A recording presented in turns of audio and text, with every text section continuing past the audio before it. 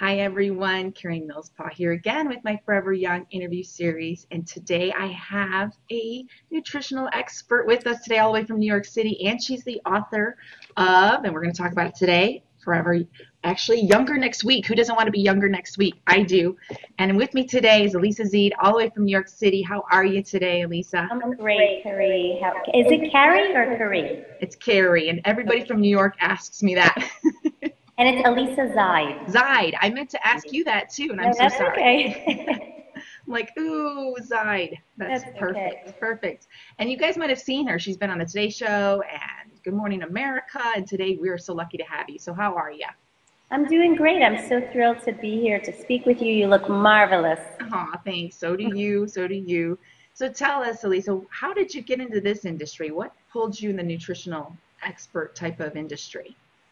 You know, since I was a little kid, I was always very concerned about what I was eating. I always loved to be active and fit, but my mother was overweight, and I think a lot of her issues became my issues because she was overweight and at one point very obese. She was about 250 or more pounds at about 5'2". She really struggled a lot, and when my brother and I were born, I think she just wanted to protect us from what was her fate. So she really made an issue of pointing out the food we were eating and talking about portions and kind of making us super aware of what we were eating. But sometimes that backfired and it made me sneak food. I remember going to ice skating practice and buying not one but two Kit Kat bars and eating them quickly in the bathroom and then going back to skate. So it did create some overeating from my perspective, and it also created a sensitivity to my body and an over-awareness of myself. And I was very hard on myself. I never succumbed to an eating disorder, but what I did succumb to was overeating and being very self-conscious. So I think all of those experiences definitely led me in the direction of not only helping myself, but helping other people not have those issues and just learn to nurture and take care of themselves. So when I was in high school, my goal was to work with people with eating disorders and to get a psychology degree. So I went off to college. I got my psych degree at University of Pennsylvania, and I took the only two nutrition courses that they offered at school, and I was bitten by the nutrition bug. I really, really loved learning about food, nutrition, the science, all aspects of your body and digestion and all of those things. And then I went off to graduate school at New York University and studied for a master's degree in psychology. And after the first semester, I decided, you know what, I really want to pursue nutrition. So I switched into the clinical nutrition master's degree program, took all the prerequisite courses, the sciences, the organic chem, the biochem, and eventually got my master's degree and then became a registered dietitian. And I also got trained and became a certified personal trainer, and I worked at a couple of gyms while I was in grad school. So my goal has always been to motivate other people, but I first needed to learn to take care of myself. And once I did that, the weight started to come off. I started to get more normalized and healthy when it came to eating and food. And I can honestly say that I've, lost and kept off more than 30 pounds since high school. And I think I have a really sensible, balanced attitude about eating and staying fit and staying active and nurturing your body. And I try to embody all of that in all the work that I do with clients and with consumers. Very cool. Good for you. I was bitten by the science bug too. It's like, wow, you can like heal your body with food. This is fun. Definitely. You really can. It's underrated. Food is Yes. medicine. Yes, you're right. It is underrated, and that's why we got to get the word out as much as possible. Well, I want to kind of jump into the book because I really, really like it, first and foremost. I think it's a great guide for us women that kind of need a go-to spot because we forget and we learn something new, and then we need a guide to kind of, oh yeah, remind, what did Lisa say about sugar? Oh yeah, here it is. So I love it. I've got all kinds of bookmarks in it as well. I love the stories that you share in the beginning. That pulled me right in. And losing our vitality and hitting 40 plus and all the things that happen. So what are some of the signs that we know that we've hit that wall, we've hit that loss of vitality? I talk about it in the book as my personal experience going through what I called post-traumatic 40 disorder, because I turned 40, I had this big birthday party for myself. I had a Snoopy bowling ball cake with holding a Diet Coke and a Hershey bar. I had all my girlfriends come, we bowled, we danced, we laughed, we had a great time. And after 40, 41, 42, the shit hit the fan, excuse my French, and suddenly I have a wrist pain that I can't diagnose. Nobody can diagnose it. I have MRIs and they show nothing. I'm going for physical therapy. Eventually I needed surgery. Then while this was all going on, I had a few breast biopsies. I was, worried I had cancer, and it was the first time this had happened, so that really stressed me out. I had a mole removed from my back. And all these things were happening, and at the same time, a lot of my midlife friends in their late 30s, early 40s were going through marital stress, their husbands were losing their jobs, their parents were sick or dying or died, they had troubles with their children, this one has ADHD, this one is getting into fights at school. So all of us were going through such trauma in our lives, some things that were kind of benign and some things that were really serious. And it was making us not take care of ourselves. It was depressing us. It was giving us anxiety. It was making us stay up late at night. So what you asked, the signs of sapped vitality include not sleeping enough, not eating the best way that we could, turning to comfort foods, junk food, candy, cookies, drinking too much, over-consuming caffeinated beverages like coffee and soda. So all of us were kind of falling into this hole and being in this deep, dark tunnel that made us not take care of ourselves. It was much easier to just go lay on the sofa and eat potato chips and watch TV than it was to go to the gym or go for a walk in the park. So all of us, including myself, were sort of suffering from this. And I decided right there and then that I really wanted to learn about how stress impacts your body and how it impacts your habits and what we could all do as women, especially, to undo the damage and arm ourselves with nutrients and with a lifestyle that helps us manage the stress and come out looking and feeling our best. So that's really why I wrote this book. And I have to say that, we talked earlier about going through personal issues, and I recently had the most traumatic experience of my life, which was my mother having a brain aneurysm and almost dying. And fortunately, this was about 7-8 weeks ago. She's doing phenomenally well. She's graduating from all her therapies. But I have to say that writing the book, learning about stress and how it impacts your body, and allowing myself permission, giving myself permission to take care of myself, to exercise, to eat well, and to sleep, even while my mom was in the hospital for 5 weeks, really was a savior. And it really helped me stay calm, stay focused, stay on task, and it's just really my dad and I caring for her, so the burden was really on the both of us. But I have to say that knowing what I know and practicing what I preach has really helped, and it's put me in a good place, even having gone through this. So that's just my personal story, but I really wrote this to give women the tools and the permission to take care of themselves, because if we don't take care of ourselves, we can't take care of everybody else around us who's going to have challenges and troubles and struggles. I can't agree more. You really do need to create that foundation of strength beneath you, because we are the nurturers, and we're mom, we're daughter, we're sister, we're everything under the sun. Definitely. And best friend and all of those wonderful things. So does it, it's sad to say, and in my 10 years in this industry as well, I've seen where people wait for a life instance to show up before they take control. So what suggestions do you have to start small? Because some people will read a book like this and just get overwhelmed and put it down because they feel like, oh no, I can't make all those changes. What's your suggestion when you're first starting with someone that wants to make this life change? I think the first thing is to, again, give yourself permission to take care of yourself and know that you're worth it. We take such good care of our children, we take care of our parents, we nurture our best friends and other friends. When they reach out to us, or we just reach out because they're going through a struggle, we're always so good about helping everyone else. But again, if we don't take care of ourselves, all of that help that we're doling out is going to make us suffer in terms of our habits, our eating, our lifestyle habits, our fitness habits.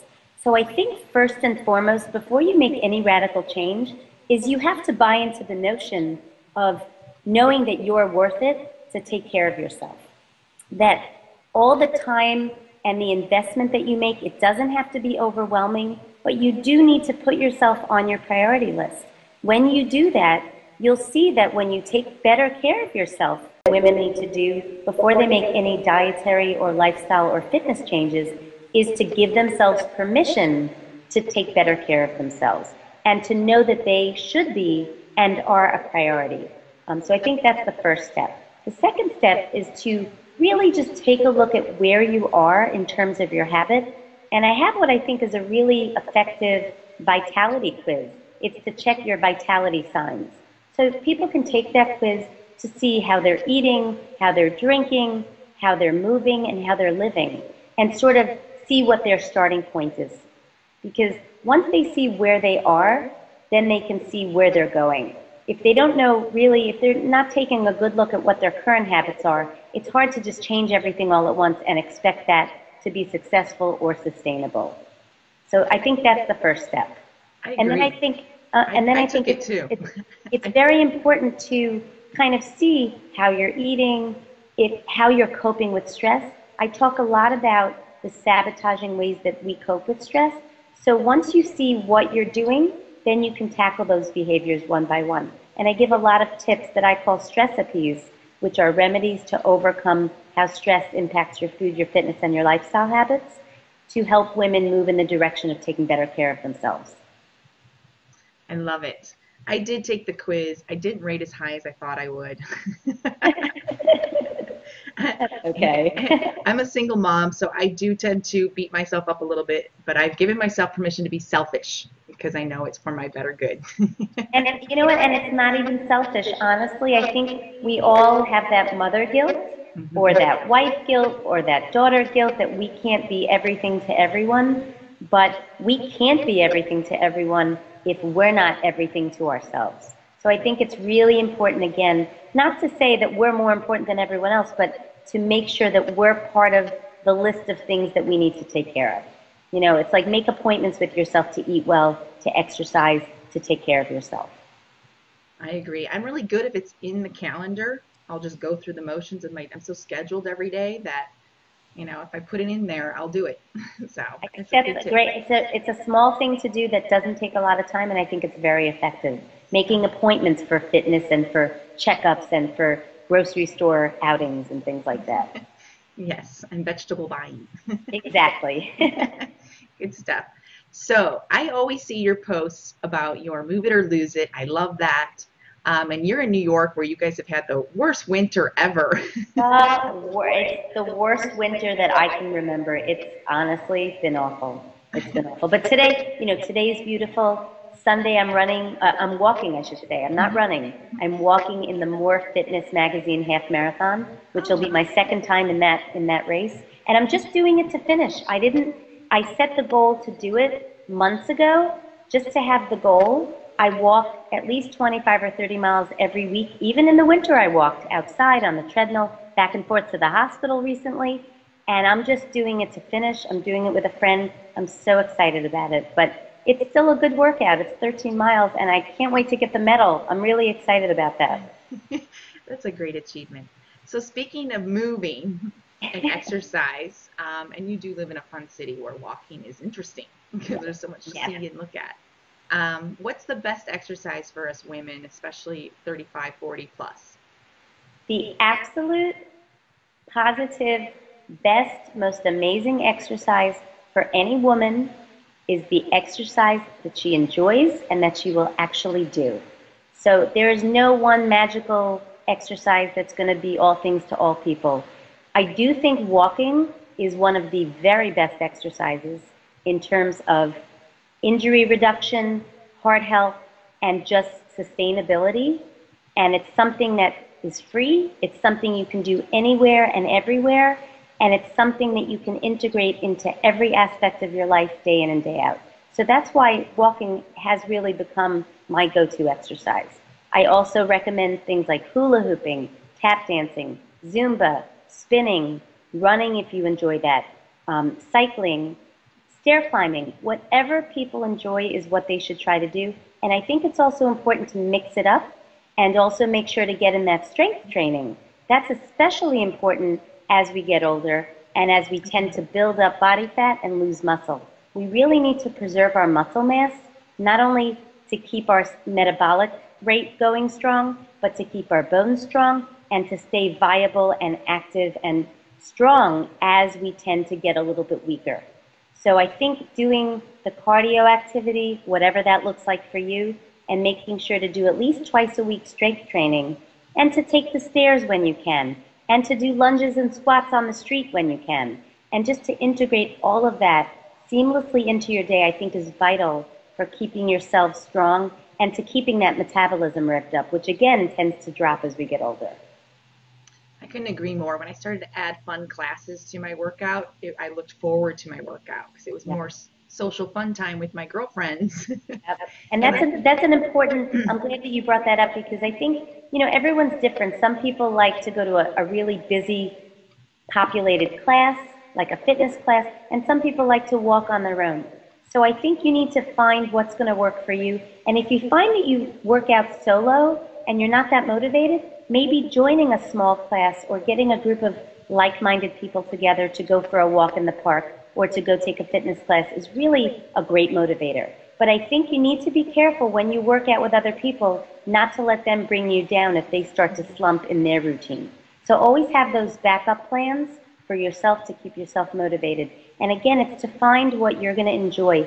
And I think, we've talked about, I know we mentioned it in the pre-interview, about avoiding the sitting disease. I think it's really important not just to integrate regular physical activity into your life, but to make sure you don't sit that much. Because a lot of us tend to sit at a desk a lot. I write all the time, so I'm sitting a lot. But I think it's really important to set your alarm every hour, to get up and do something even for 5 minutes. If you're in an office cubicle and you have a friend that's on a different floor, why not go down the hall, go skip the elevator, find the staircase, and take the stairs to go meet that friend instead of sending an email. So integrating just basic movements and standing up and walking around is going to be much better than sitting all day, because sitting too much can, in and of itself, even if you're active and you exercise, but that in and of itself can promote disease and decrease your longevity. So it's something to think about, not just being more active, but being less sedentary. We all do it, and we come home and do it again in front of the TV, sitting, sitting, sitting. That's why hula hooping is a great thing to do, or doing some stretches or doing crunches while you're watching TV. It really works, and I do it a lot. It's just a great way to, kill two birds with one stone. Hula hooping, catching up on your DVR shows, and enjoying yourself. It's all about just integrating it and not making excuses to not be active. We all have the time. We need to make the time. I have a 10-year-old daughter. I have no excuses. She'll hula hoop right next to me. So my sons are not so good with the hoop, but we play mini basketball in our little playroom, so that keeps us active, and it gives us something to do together. And that's a great point too, working out with our kids, being active with them and showing them that we live an active lifestyle helps them realize how important it is. And then we're not being selfish. We're actually giving them a gift by letting them see us move and know that it's a priority to us too. Absolutely. Now, I love the point about not letting your friends pull you backward.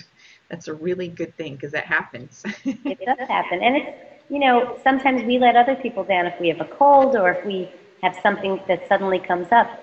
That's life. But we should never, we should always have a way to flip the excuses that we come up with. And as long as 9 out of 10 times we don't use the excuse to get out of an activity, I think we'll be better off. But once in a while we are going to stray, and once in a while we're not going to feel like exercising, and we're going to skip it. And we need to allow ourselves to do that on occasion and not beat ourselves up about it, and just get back on track the next day. Perfect. I like the timer idea. I'm going to use that because I get lost on a project. Yeah. And hours have gone by, and you're like, I haven't even eaten, much less walked or gotten up. And it's absolutely. And then you end up overeating later in the day, and then you feel worse because you haven't exercised. So this way it takes the guilt out of the equation. You set the timer, it's tangible, it goes off, you do 5 or 10 minutes and you get back to work. So I think that's a smart idea. I have friends who have a standing desk or they'll put even a treadmill in front of their computer. That's awesome. I love that. I haven't tried it myself, but I love that. And also some people sit on a big exercise ball that Hmm. helps you engage your core. I think that's great too. Cool. It's I'm great. going to incorporate all of this because I have sitting disease. I'm guilty. I swear. And I'm there's trying to no get pill better. for that. There's no pill for that. No, there's No, not. And we all want one too. exactly. That's how America thinks, No, but you know unfortunately. what? I want to say also, exercise is not just great for your heart, but my book, Younger Next Week, is really, really about stress management and exercise and being outdoors in the sunshine, of course, with all your SPF on. You know, that's going to really help boost your mood. It's going to help boost all the wonderful brain chemicals. It's not only helping your muscles, but it's helping your mind. And I think it's a great weapon against stress. And when you are hit with stress, knowing that you have that go-to solution that's going to, at least in the moment, help you feel better, I think is it's a wonderful tool to use that a lot of people think that they, don't have time for or can't use. So it's something that's generally free, and it's something that really helps you feel good and helps guard against the effects of stress that they'll have on you. So it just gives you, it helps create an arsenal along with the healthy, nutritious food. The exercise helps provide this arsenal that helps you guard against the devastating effects of stress. I love it. And yes, you feel so good afterward. It's You so worth do. it. You really do. You're like, Even if you're not getting a medal, you feel really good when you're done with your exercise. and if You you need to do. give yourself a medal somehow, do it. Absolutely. Absolutely. Whatever works, whatever works. Well, I love that we've covered a lot on exercise. Let's talk about sleep because this is probably the biggest problem of most of us. And we think we can get by on 3 hours. Oh, I only need 4 hours. So, what are Yeah. the best sleep practices that you can share with us? I think the first thing, and I talked about this earlier, is to prioritize sleep. How many people do you know, like if you go to a conference, for example, I go to a lot of dietetics conferences, and I'm one of the only ones who turns in early. Everyone's out partying and drinking and enjoy. They're all good eaters, but they're drinking, they're enjoying themselves, and they're staying out late, and they're waking up early the next day for those meetings. I can't do that. For me, I need to get 7 or 8 hours a night. Science has shown that getting that amount of sleep can guard you against obesity and overweight, and it can help benefit your mood. It can help you better manage stress. It can help you have better eating habits. It can help you better just deal with all the things that are thrown at you each and every day, whether you're at work or at home or just out in the world. So the sleep has to be a priority. I think you need to not overdo caffeine. You need to not overdo alcohol. If you're going to drink those things, it has to be early in the day. I'm not pushing for drinking a cocktail with breakfast, but I am saying that things like too much alcohol and too much caffeine, especially late in the day, is going to sabotage your sleep. And it's not going to allow your skin cells and your body cells to get that restorative sleep that you need to look and feel your best the next day and to perform the best that you can the next day. So I think limiting caffeine, limiting alcohol, keeping it to early in the day, setting up your room for sleep, having comfortable sheets, having a comfortable pillow, having a comfortable mattress, keeping the lights down, closing the shades, keeping the room a little bit cool, upper 60s, maybe 70 degrees. That's a good level to help your body get the sleep it needs. Doing your exercise earlier in the day, even if it's midday, is perfectly fine. That can actually help you get a better sleep at day. So Yeah. it's it's also really important once you've made sleep a priority to set up your room for sleep success. And by that I mean setting it to an appropriate temperature, keeping it even a little below 70 degrees, 65 to 70 is a good rule of thumb for a temperature that helps optimize sleep. You want to make your room dark. You want to get rid of all the distractions, the iPhones, the iPads, the iTouches, the television screens. Shut them all down at least a half hour before you go to bed. And preferably, don't keep them in your room. That's a good way of limiting distraction so that you can really focus on getting the sleep that you need. Also, make sure that you're comfortable. Make sure you have comfortable pajamas. Make sure you have comfortable sheets, a comfortable pillow, a comfy blanket. Setting yourself up for that wonderful sleep and making sure to try to go to bed the same time every night and wake up at the same time every day is really essential to maximize your sleep, because you really do need that 7 to 8 hours to keep your body weight at a certain level, to make sure you're as productive as possible, and to ward off disease. Not getting enough sleep, 6 hours or below, is linked with higher body weight and more disease risk, including heart disease. So it's really essential. And these are little things that you can do to make sure you have a good sleep. And also you want to make sure to limit caffeine and alcohol, because those can be sleep saboteurs.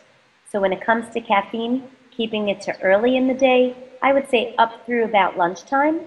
Alcohol, if you want to have it as part of a meal, lunchtime or dinner time, but make sure you stick to 1 glass. Women should not be having more than 5 ounces of wine or 12 ounces of light beer every day. That's 1 drink.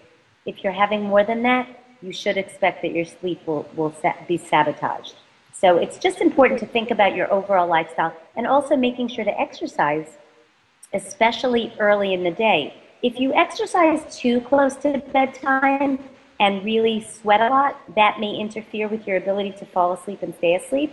But if you exercise earlier in the day and let your body temperature get back to normal by the time you go to sleep, that's going to also help promote an adequate and effective sleep. I have noticed I'm a little hyper towards the end of the day if I work out too late. It's true. And look, you know what? Sometimes you have to just fit it in. I've worked out late at night, but a lot of times if I'm going to work out late at night, I'll do things that really don't raise my body temperature too much. I'll do some cardio, I'll do a little bit of hula hoop, and I'll keep the workout short so that I at least get it in. But I also make sure to try to have those regular bedtimes, because that's, it sounds boring to go to bed and wake up the same time every day, but it's really the best way to ensure that your body gets used to having that restorative, rejuvenating sleep. Because if you're underslept, you are not going to have vitality the next day. You are going to feel sapped of energy. You're going to be more likely to overeat. You're going to be more likely to turn to the candy bar instead of the more healthful snack. And it's just going to sabotage you. So again, prioritize sleep and set yourself up for sleep success. I love it. I think it's true. If you just keep it a ritual, it'll be a habit, and you're not even thinking about it anymore anyway. Exactly. It's just kind of the yawns start to show up. You're like, oh, it's that time. Exactly. Your little autonomic clock is ready to go. Exactly. And limiting all those distractions at least a half hour before bedtime. I know I mentioned that earlier. It's so important, because all those distractions, all those screens are just exciting our brains. And it's almost like, I know there's a lot of people who can relate to waking up the next day and going right to the iPhone or going right to the smartphone or the iPad. And it's just not a healthy relationship. It's just not. It's not helping us sleep. It's not helping us feel our best. So it's really important to try to change up those habits. And it's going to take time. It's like overcoming an addiction, but it really will reflect in your sleep and in your appearance and in your overall health and well-being. I love it. I agree. I'm just as guilty. Phone, put it to the nightstand. Exactly. Wake up. What emails do I need to catch up on right now? I think it's good to keep it in a different room. That's a good idea. Because then you at least have to get up and go to it. So you get a little move it or lose it activity to get the phone, to get back on, That's on right. the phone. You have to earn it. You have to go walk to it. Exactly. I love that. Well, let's talk a little bit about foods, because that's obviously super important to both of us. And again, the book is super awesome about just getting real clear on what's important, and the whole program's in the back, and you've got all kinds of great knowledge. No excuses if you're reading the book or have the book. So where to start is always the first thing. And I'm always surprised that nobody knows so much like what I've accumulated over 10 years. But some people are really starting from scratch. This is brand new information for them. Yeah. So what can they incorporate into their life first, into their diet? What's the most important thing? I think really the most important thing about the diet is to not think of it as this food and that food and that food. It's the totality of the diet. It's the pattern of the diet that matters much more than anything else. It's important to get half your calories from carbohydrate because carbohydrate is the basic energy for your brain, your red blood cells, your entire central nervous system. It's important for your muscles. So a lot of people go away from carbs. They go against the grains. They stay away from wheats. They won't eat sugar. I think that's all wrong. I think people need to incorporate the most healthful types of carbohydrate-rich foods into their day. The whole grains, the fruits, the vegetables, the beans. Even milk has carbohydrate in it. You know, fruit, vegetables, all of those foods together provide you with carbohydrate and other key nutrients. So it's important, again, to incorporate those and keep the portions of everything small so that you have room to fit all of it in. And then about, a third of your diet should come from fat. I talk a lot about healthy fats, especially omega-3 fats that are found abundantly in fish. And that's something that most Americans are not eating enough of. We only get about 3 ounces a week of fish. We need about 8 to 12 ounces a week because there are so many benefits to eating fish, not just the omega-3s, but the high-quality protein and other key nutrients. And then when you think about the rest of the diet, you want to incorporate protein. Protein-rich foods are essential to help your body lay down muscle, to preserve muscle, to keep you energized. And again, it's the total pattern that we talk about that's most important. And I go chapter by chapter. I talk about all these key foods and food categories.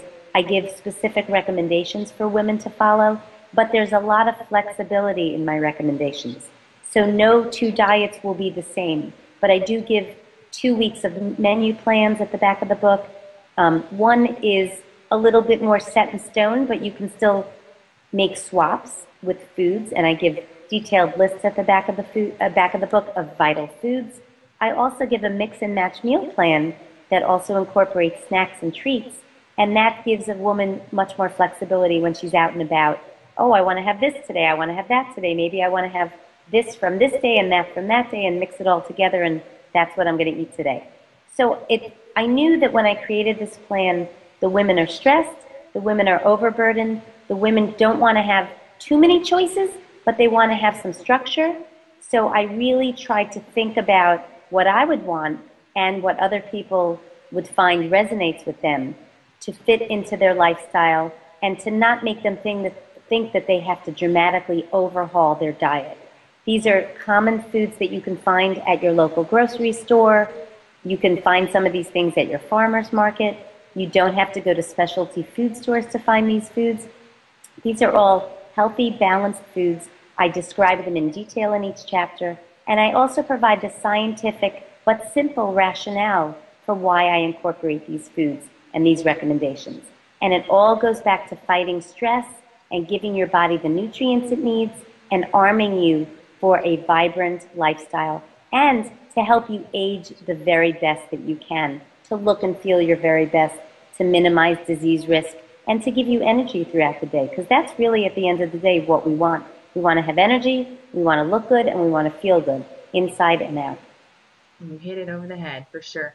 That's what I like about this book, is it takes the everyday woman, everyday America, and anywhere else in the world, and can transition into better choices without, because I agree with you, if they think they have to go to a special food store, they're overwhelmed. Like, do I have one close by? I don't know what these boxes and brands look like. Everything's foreign. And they just, again, they shut down and just dismiss it. They get overwhelmed. And you actually, I love it. I think there's even Swedish fish or some candy or some kind of... I allow for treats every day because I'm not going to be unrealistic and tell people this is a diet that you're going on, that you're going to feel deprived on, that you have to eat only certain foods, you have to eliminate other foods. I am not of the philosophy of elimination. I'm of the philosophy of inclusion. And I want this plan to be realistic. This is the way I eat. This is the way I've always recommended other people to eat. And it's flexible. It's based on science. It's interesting. It's edible. It's tasty. Robin Webb is a wonderful chef nutritionist who created the recipes and tested all of them. They're delicious. And again, having those treats, whether it's goldfish, Swedish fish, cookies, ice cream or even wine. Whatever the treat is, you can fit it in, but it's all about context. And I want women to read this book, and I think so far they are, and they're getting the fact that it's about what to include in the diet rather than what to take out, and how to fit it in. You know, you don't have to have large portions of things to feel satisfied, but you do have to be mindful that, especially as we get older, we need as many nutrients as we can get from our diet. We have less wiggle room, but we still have some wiggle room to have the fun foods or the little treats that we enjoy. We don't have to feel like we have to give up things in order to be healthy and to be happy and to look and feel our best. I agree. When we feel deprived, that's all we focus on is what we can't have, and then we want it more. Exactly. And I don't want people feeling that they go on this and go off it. It's about a lifestyle. It's about tweaking your habits, your dietary habits, maybe adding some foods in that you have been avoiding for various reasons because this one said don't have this and this one said don't have that. There's a lot of so-called experts out there saying don't eat this, don't eat that. That's not what you're going to get from Younger Next Week, and that's not what you're going to get from me. Because I don't think there's any scientific rationale, unless you have a certain health or medical condition, to give up any one food or food group. I love it. I love it. It's a nice, calm transition into better health. Thank you. That's very well said. I like that. It is, and I've always tried to be that person too. You know, there's this extremist over here, then there's the everyday mom. Okay, let me calm the chaos down and simplify it. Exactly. I think that's more realistic. I think anyone can go on a diet, anyone can lose weight, but not everyone is going to be able to sustain that. And I don't think it's healthy to go to extremes. I think it's much more realistic to find what's going to work for you and also not to try to be perfect. I think that's an important point because if you try too hard to eat perfectly and to exercise just the right amount and do just the right exercises and you put so much pressure on yourself, that's going to just exacerbate stress and make you feel worse about yourself when you fall off the wagon.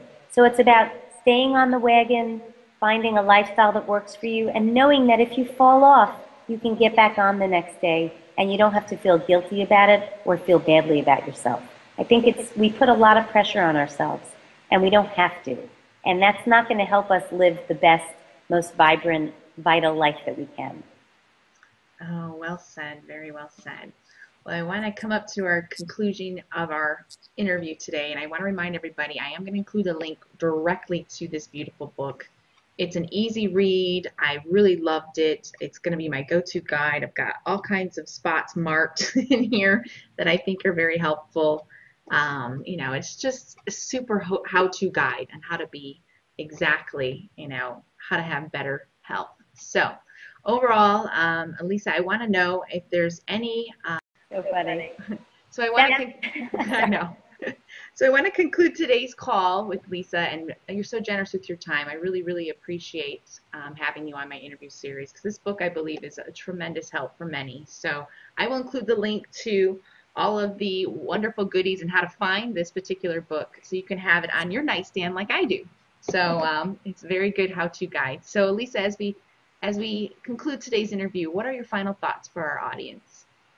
I mean, I think the bottom line that I want to get across to people, and especially to women, is you're valuable, you're wonderful, you're beautiful, and you have every right to take the time to nurture yourself, to care for yourself, to eat the best that you can, to be as active as you can and find activities you enjoy, and to make sure to take the time to connect with other people, to laugh every day, to do things that you find fun and enjoyable, and to take care of yourself. Because you only have one life. You never know what's going to be tomorrow. You never know what's going to be today. So you also have only one body to take care of. So I think it's really important to do what you can each and every day, not to be perfect, but to try to take better care of yourself. When you eat well, when you get a lot of nutrient-rich foods in your diet, when you stay active and fit, all of that positive behavior breeds positivity. And it just helps put you in a better position to manage the many things that will happen over your life that will derail you and that will stress you out. So it's just about putting deposits in the bank, putting gas in the car, to help keep you going and to help you stay steady. Because a lot of things that happen in life really throw a curveball and make us not take care of ourselves and fall into a panic.